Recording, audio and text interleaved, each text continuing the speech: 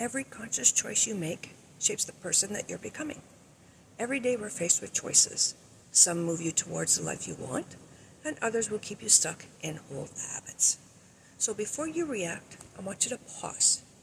Ask yourself, will this choice move me closer to the person I want to become? If it doesn't, then don't do it. This doesn't happen overnight. It's an ongoing practice. Hi, I'm Manya, your Empowerment Pathway Coach with Crystal Clear. There was a time when I made choices based on fear instead of what I really wanted. And I didn't realize that those small decisions were actually shaping my life. But once I started making the conscious choices, even the small ones, everything began to change.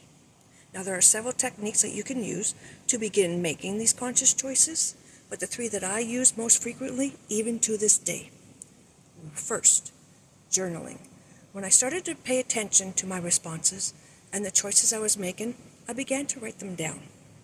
By doing this on a regular basis, I began to see my patterns and my triggers. Second, meditation. Once I identified my patterns and triggers, I started meditating and set an intent for each session. Example, if I noticed an external pressure was the reason, whether from a boss, a loved one, etc., I would set the intent by asking for ways to change so that I can make an intentional choice. And the third one, review. Once I had the patterns, triggers, and the answers from the meditation, I wrote them down. I then reviewed them often. And when I did this, I was actually able to understand where and how I could change from the external pressures to more informed and intentional decisions. Now, some intentional choices made consistently will create a lasting change. You don't have to change everything today.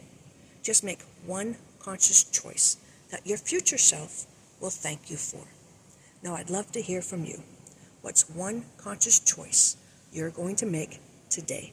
Let me know in the comments below.